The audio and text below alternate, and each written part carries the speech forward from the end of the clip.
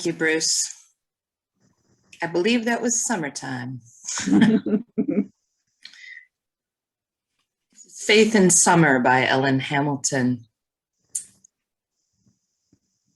In faith, together we light this small scrap of light, symbol of Grandfather Sun's enormous power, whose energy burns so brightly in these days of deep summer, catapulting the leaves and vines, vegetables, flowers, and fruits to astonishing size, lengths, and heights, spilling over the tops of cages, walls, and trellises, delighting and nourishing all beings.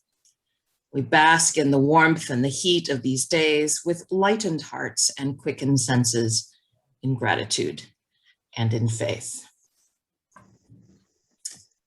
Our gathering song this morning is hymn number 75, The Harp at Nature's Advent.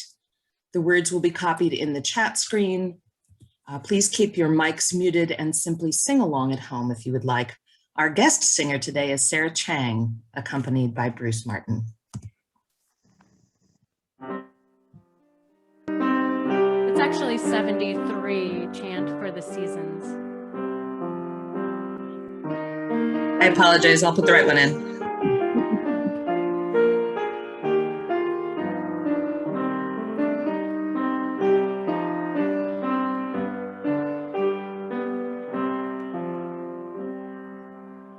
Summertime has turned the star wheel, autumn is upon us. Summertime has turned the star wheel, autumn is upon us. Sweet the angling sun, sweet upon the air, the smell of bloom is rising. Summertime has turned the star wheel, autumn is upon us. Glory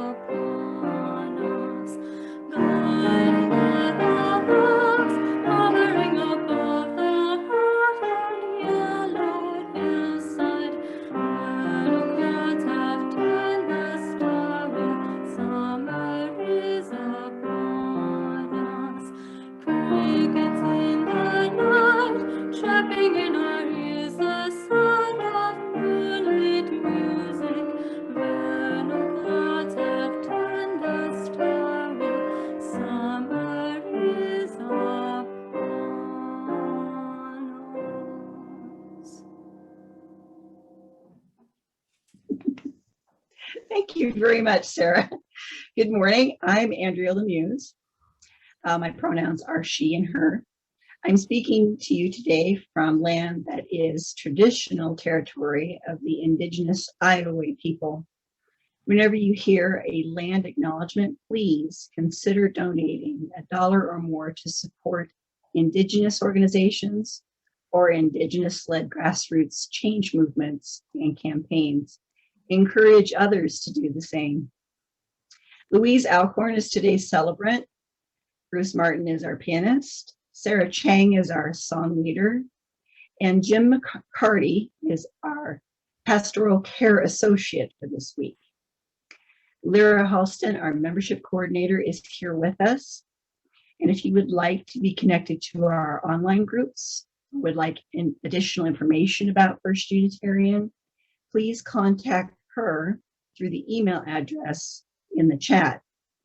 Please keep your microphones muted during the entire service. After the service, everyone is welcome to turn on your microphone and join us in the coffee hour breakout rooms.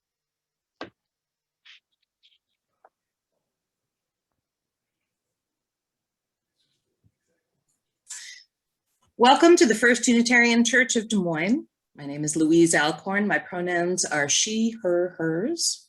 No matter who you are or where you've come from, you are welcome here, whether or not you live in Des Moines or have ever physically been at First Unitarian. Whoever you are, we hope that here you find thoughts which challenge you, welcome, which invites you into community, and people to accompany you as you journey. Today's service celebrates the illuminations in our lives. May our time today bring you light and inspiration. Today's story for all ages is Fireflies, Story and Pictures by Julie Brinklow, read to us today by Oren Buzel, grandson of Andrea Lemuse. And give me a second, I'm gonna make this happen.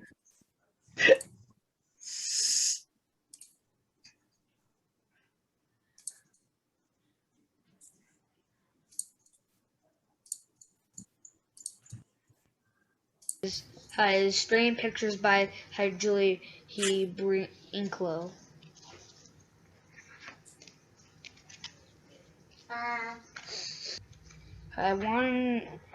On a summer evening, I looked up from there through the open window to the backyard. I forked the meat and corn and potatoes into my mouth.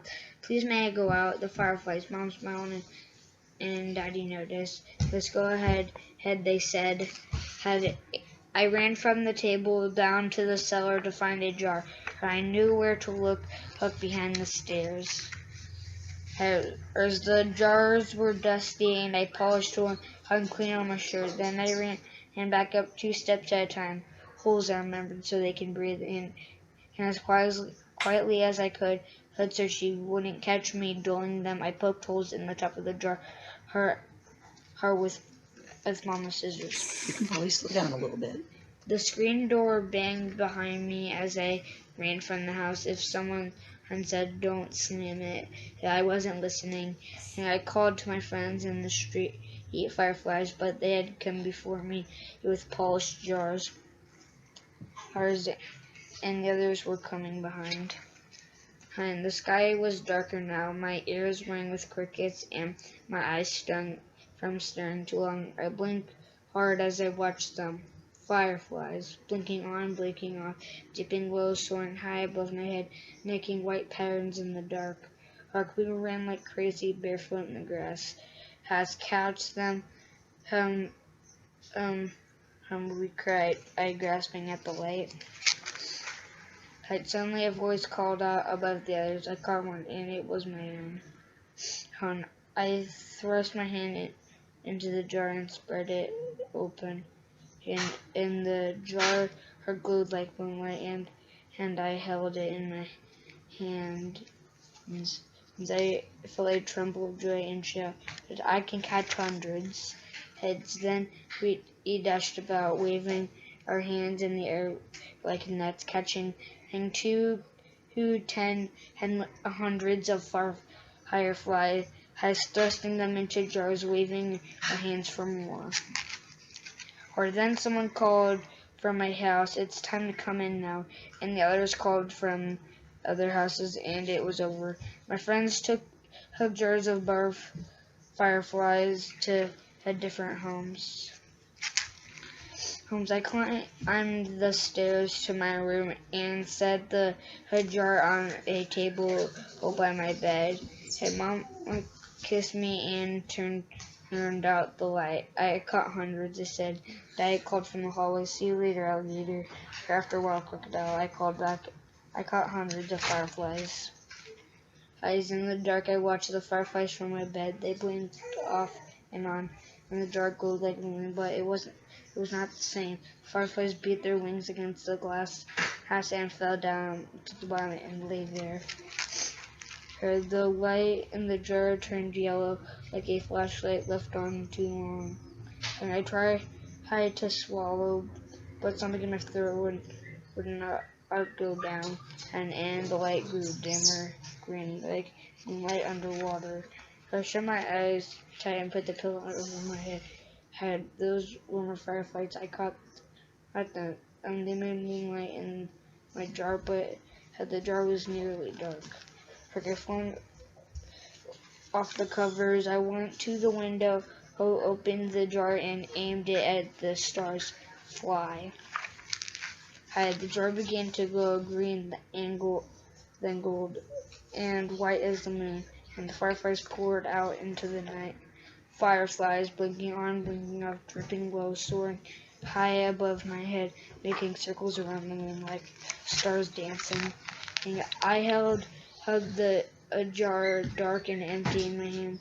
Moonlight and the fireflies swam in my tears, but I'd still feel myself smiling.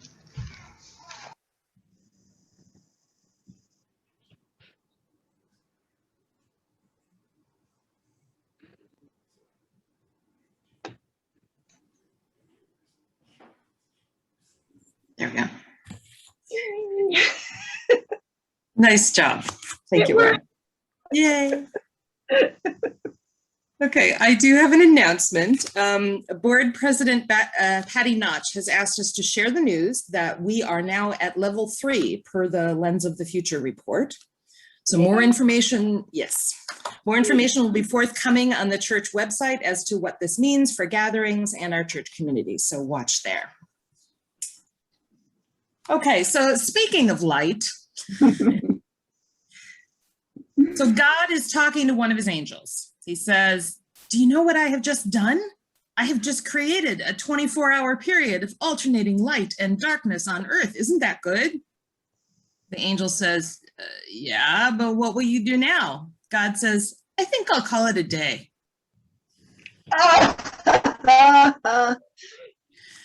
The morning offering will now be given and received through the link in the chat. One half of this electronic plate goes to the internal social justice programs of the church, and half to our faith and action partners, Planned Parenthood and Central Iowa Immigrant Support Coalition.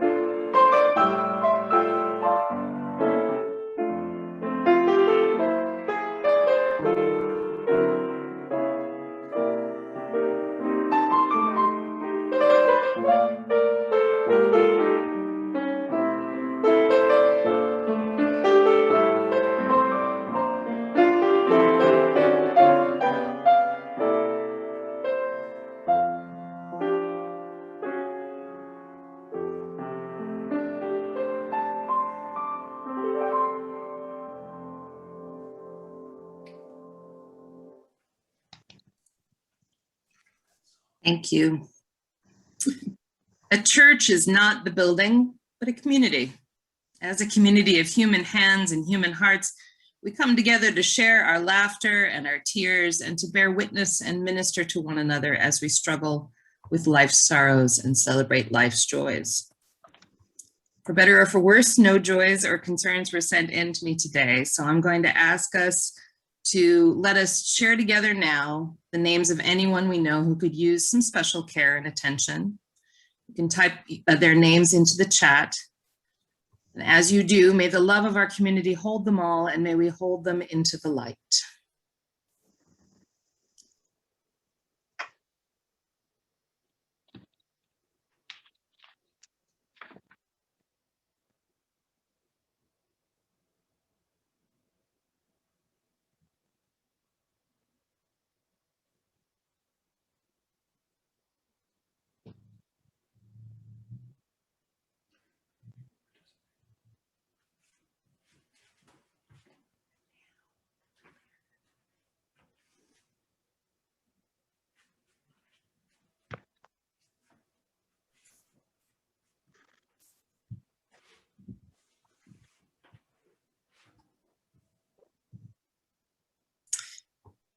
May the light of our community shine on the broken places of the world. May the work of our hands and hearts support, aid, and comfort all those who hunger for thirst, for food or water, justice or freedom. May we never look away when we are needed. May those who are grieving be comforted. May those who are tired find rest. May the broken places be healed. May those who are filled with joy and laughter be abundant. Together, we're going to light 3 candles, or rather light this one 3 times. One for the joys and sorrows we have shared. One for the names we have written. One last candle for all of the joys and all of the sorrows, which are deeply held, but remain unspoken here today.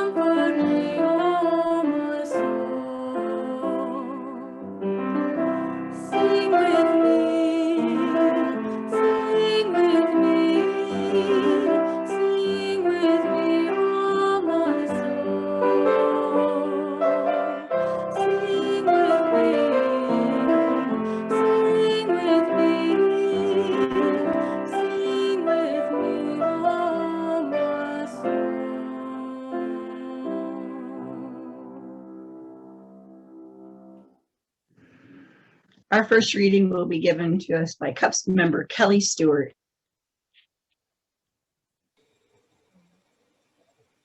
The Solstice Teaches Us by Reverend David Breeden, Senior Minister of First Unitarian Society in Minneapolis, Minnesota. The solstice teaches us that darkness comes, that darkness goes. The solstices teach us that darkness comes, that darkness goes. The solstices teach us that light comes, that light goes. The solstices teach us calmly, silently, to be calm, silent, learning. The solstices teach us as we circle the sun that everything flies. The solstices teach us to remember the dark, to remember the light, to remember time, the seasons, and love as we circle the sun.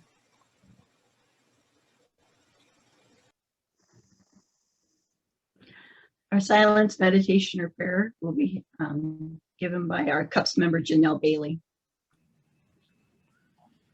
Making Room for All That Is by Reverend Lynn Cox, UU Interim Minister at the Unitarian Universalist Church of Silver Spring, Minneapolis, Minnesota. Maryland. Maryland, thank you. Spirit of life. ancestor of the stars and the sun. You who embrace the vastness of space and us along with it, be with us today. Hold us in your worry, our exhaustion, our grief.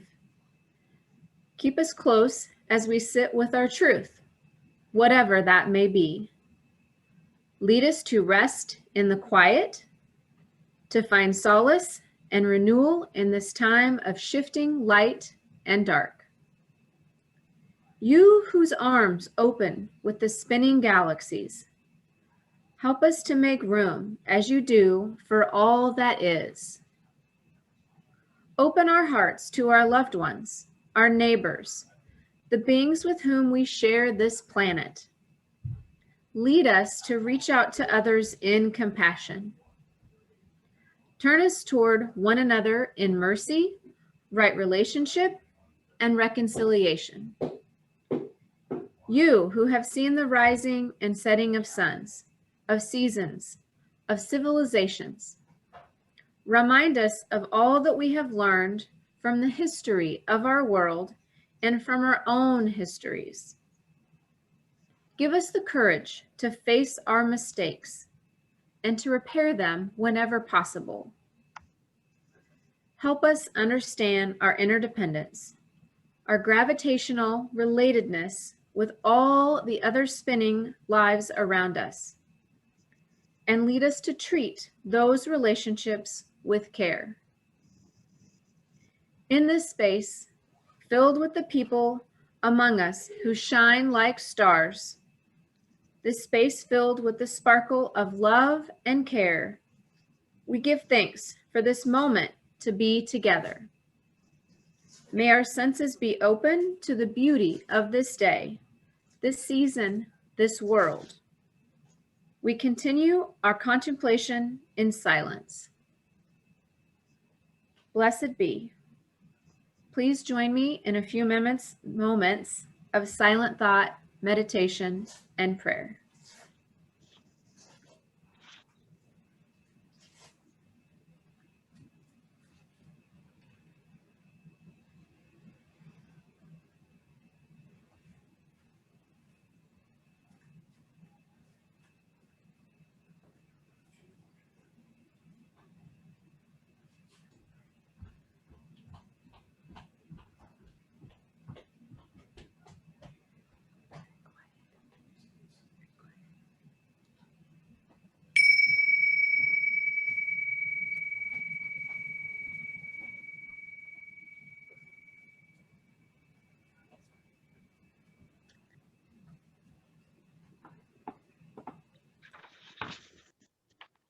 Our second reading will be given by CUUPs members Jody Calwood, Genevieve, Ross Griswold, Christine Whitney, and Tina Clark. Meditation of Four Directions by Reverend Julia Hamelt, lead minister of the Unitarian Society of Santa Barbara. In the pagan tradition, which is grounded in a respect and reverence for the natural world, calling upon the four directions is the usual way to begin any ceremony. Each direction is associated with an element of the natural world and represents some part of our human nature as well. The directions are not seen as separate and isolated, but rather as part of the interdependent system that makes up the world. Here on our altar, we have the symbolic elements for each direction, and we will travel through the meanings associated with each direction before entering into a time of meditation. We begin in the east, toward the rising sun. The element of east is air, represented on our altar by a feather. Air and breath give us life. It is the direction of inspiration, the word that literally means to take in air. The east is associated with the mind, with knowledge and learning and intellectual curiosity. Imagine the birds turning and wheeling in the air. Imagine the breeze blowing through your hair. Turning toward the east, we look for a fresh start, an invigorating breath, a new idea. When you are feeling stuck in a rut, beholden to a routine, or if the wind has gone out of your sails, look eastward.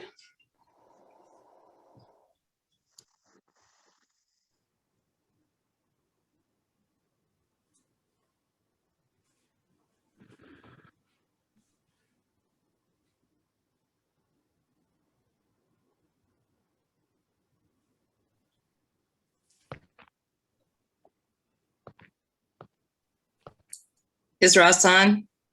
Don't see him. I think he was having some connectivity problems. I'm going to go ahead and just do this. All right. We move around the wheel to the south. The element of south is fire. And in the southern place on our altar, the flame of our chalice burns bright. Fire is a transformative force. It is heat and light and powerful change. In the northern hemisphere, it makes sense that we associate the south towards the equator with the warmth of the sun and the heat of the flame. We see birds move south, butterflies move south, whales move south, seeking warmer places when the weather gets cold. When our internal weather gets cold, turning south is a metaphor for turning toward warmth and daylight, seeking out the changes that will warm us up, get our blood moving, call us out of our winters, out of hibernation, into action.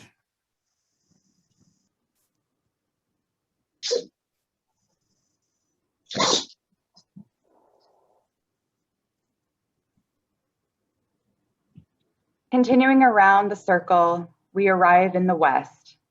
The element of the west is water, and here on our altar, we have some of the water collected at our ingathering services each September.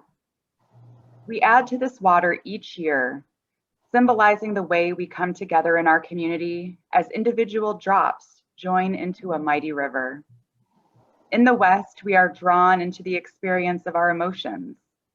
It is a direction that calls us to self-reflection and self-understanding. Our emotions move in us like water, flowing through our lives, sometimes calm and sometimes turbulent, but always flowing. When we dam up our feelings, just like when we dam up a river, the pressure builds until it finds an outlet. If you are seeking to get in touch with your inner life, with your emotions, turn towards the west.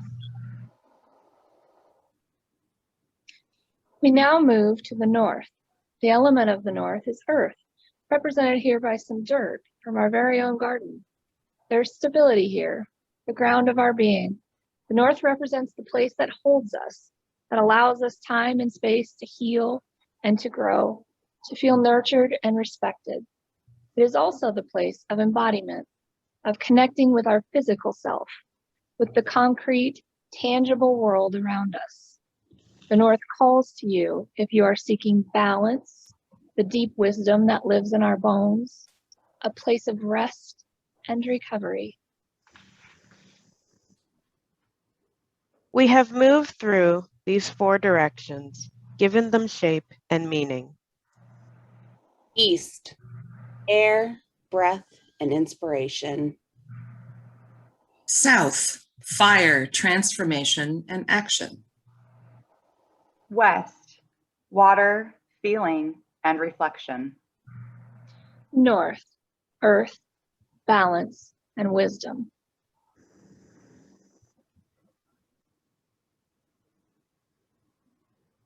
Our centering song this morning is, if I have this right, hymn number 66, When Summer Sun is Shining. The words will be copied in the chat screen. Sing along from home.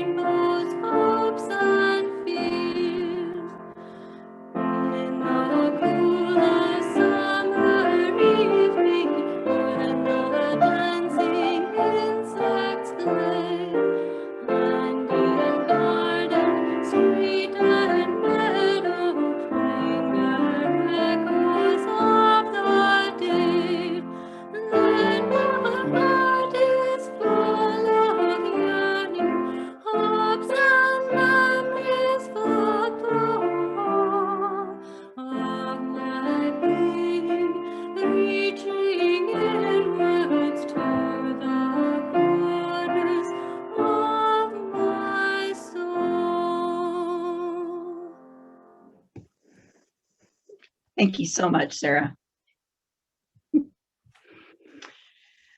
This sermon is entitled Summer Solstice Illuminations, the Firefly and What We Know. As a child growing up here in Iowa, I remember very hot summers and very muggy nighttime temperatures, even as the sun went down. But the very first marker of summer's arrival, even before I became pagan and paid attention to the cycles of the earth and the wheel of the year, was the nights filled with fireflies. I was simply enchanted by these glowing, mesmerizing bugs that had their very own light bulbs on their backsides. I wouldn't dare have let them land on me in daylight. After all, they are bugs. But at night, all of that changed. I wanted more fireflies in my yard than in my neighbor's yard. I wanted all the kids to come over and catch my fireflies. My sisters and I had them in jars, caught in our hands, and sadly, we also finished off a few so we could wear the glowing parts on our bodies as rings on our fingers. Pretty gross now that I think of it in my adult life, but those nights were magical and special to me, and I loved the peaceful dance those fireflies performed for me. Lightning bugs, as they're known in the Midwest, are also known as fireflies in the West and New England area. They aren't actually flies at all. For that matter, they're not even really bugs either. In fact, from a biological standpoint, they're part of the beetle family. Their light display is actually communication, primarily to attract a mate. The males use a glowing and flashing pattern to attract a female of the same species. The stuff that makes the firefly's bottom light up is called luciferin, and its scientific name comes from the Latin word lucifer, which literally means light-bearing. Also, they are a member of the Lampyridae family, and it came from the Greek word lampion, which means to shine. Their symbolism and meaning all revolve around illumination and light. Fireflies are usually linked to standing out and being the light that shines through in the dark. They are considered by many a mystical creature, usually associated with magic and fantasy. Their symbolism and meaning all revolve around illumination and light. In the dark, while watching the fireflies dance and blink on, and then off, and then on again, I found myself sometimes in a trance-like state, just peaceful and serene, following streaks of light as they glided around the backyard. Even now, this is one of my favorite activities during the summer. I would sit out for many hours watching the fireflies, reluctant to leave them, wanting to stay up until the sun rose, but I could never quite make it. Even then, I knew I was getting more out of this sitting out than I was sitting in at my weekly worship service. Years later, I learned that what I was doing was a form of utaseta, the ancient Scandinavian and Nordic practice, sitting out. Utaseta, sitting out, is a form of meditation and coming in contact with spirituality and to seek answers, knowledge, wisdom, or contact with the goddesses, gods, ancestors, or spiritual beings. There are similarities with Utaseta and a vision quest practiced by Native Americans and Inuits. Utaseta is done all night, from dusk to dawn. Max Dashu, author of Witches and Pagans, Women in European Folk Religion, describes Utaseta in this way. I found the Norse practice of utaseta, sitting out at night for the sake of evoking spirits or for the sake of gaining knowledge. Women would sit out on the land as dreamers, gazing, listening, gathering wisdom. Sitting out, ready to hear or see anything meaningful in the peaceful, quiet darkness. In that space, out in the open with just nature and the earth and sky, many people contemplate the universe and their place in it, waiting for guidance, for peace, for understanding. And when we get that message, that inspiration, the wisdom that comes from the earth, what then? We teach in our Paganism 101 classes here at First Unitarian Church the concept of unverified personal gnosis, or UPG. John Beckett, a pagan, druid, and Unitarian Universalist from Denton, Texas, describes UPG this way.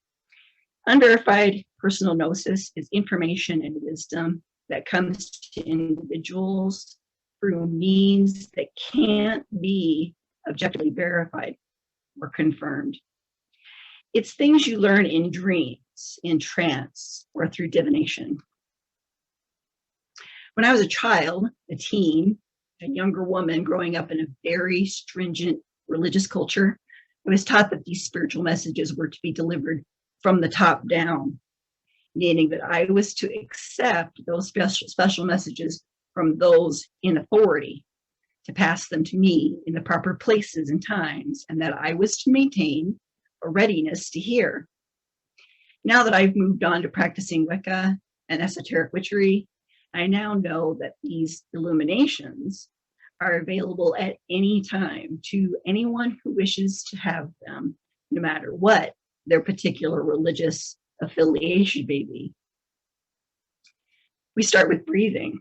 Yes, it's weird, but we must learn a rhythm to our breathing so we can set the mind and the heart and the rest of the body in a place and a time to receive this wisdom from the earth. Usually we set a cycle of a 4-count in-breath and then a 4-count out-breath. Becoming purposeful in our breathing will allow us grounding, centering, and a peaceful calm to our spiritual self. One of my favorite places to sit out was near a body of water, preferably a lake, where it would be quiet and I could contemplate my situation and sort out the many arguments and static in my mind. Breathing in and out, watching the water, and just waiting for the time to pass until I felt ready to go. I left offerings in those places, sometimes as simple as a stone I picked up, or a feather I found, a bit of water from my bottle. And the more times I visited those places, the more they invited me to spend time there. Entire religions can be formed from one person's UPG and sitting out. The religion that shaped most of my teen and young adult life was formed in this manner.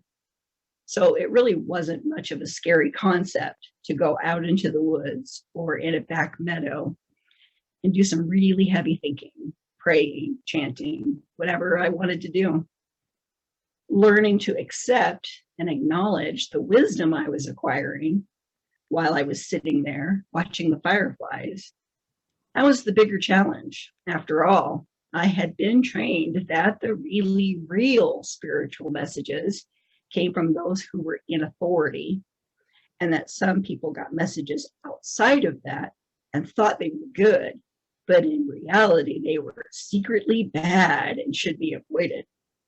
Now that I have grown away from that belief and lean in more towards a humanist, paganist, Unitarian, but still witchy blend of spiritual practice, it's much easier to just go out there, watch them dance, and just be there. So my spiritual inspirational message for all of you listening today is just to go out and be there, sit and watch, listen to the rhythms of nature, the sound of water and earth and sky all folding together.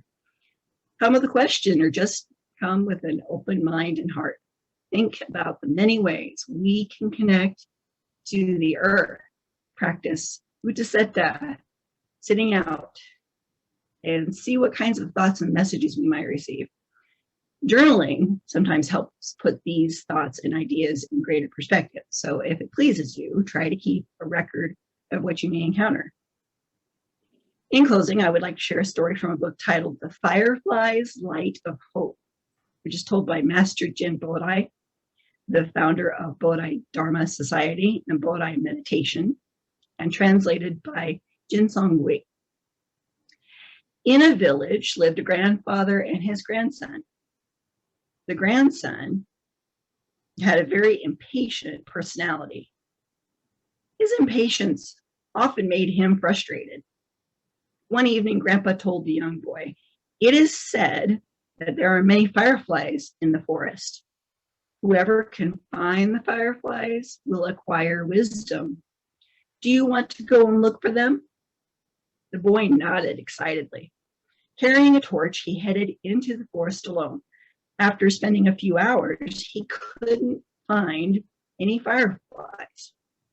Instead, he was badly bitten by mosquitoes. Disappointed, he returned home. Frustrated and grumpy, the boy said, "Grandpa, there aren't any fireflies in the forest. Did you lie to me?"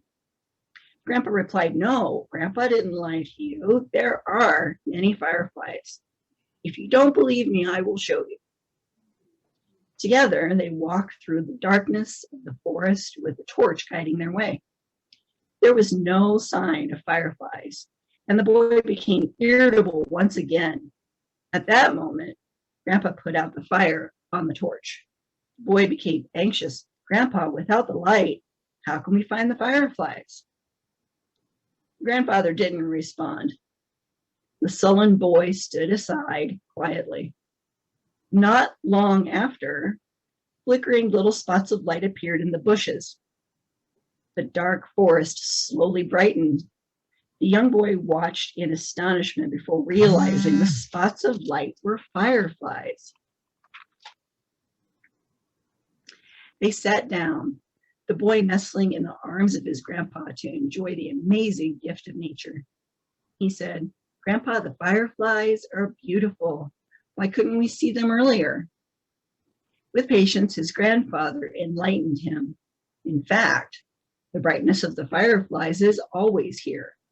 When I blew out the flame, you were patient enough to wait, and the fireflies became obvious in the dark." The reflection here is that the light of the fireflies is akin to hope, turning darkness of the night into the ray of optimism. When life is plagued with darkness, remain patient and don't be despondent. Keep a good attitude while waiting. Sometimes we must go through the worst, and then when the time is right, light will pierce our sorrow and we will break through a seeming impasse.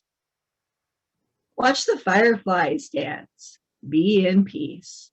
Aho, and blessed be. Happy Father's Day. Happy Pride Month. Happy Juneteenth.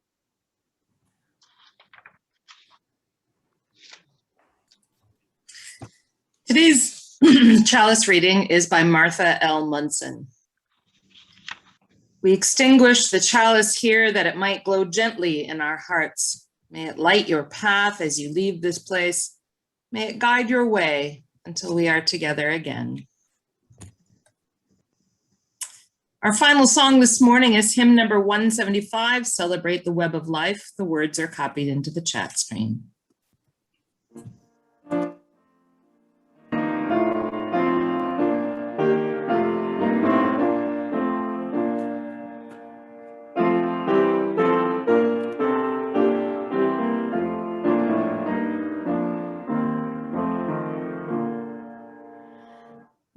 Celebrate the web of life, its magnitude we sing, for we can see divinity in every living thing.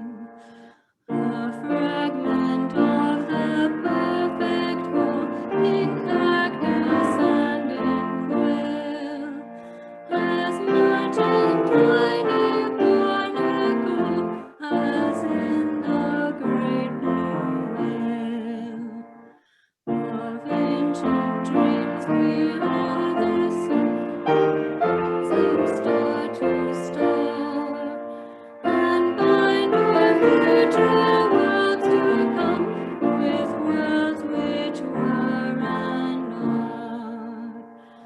Respect the water, land, and air, which give all creatures birth,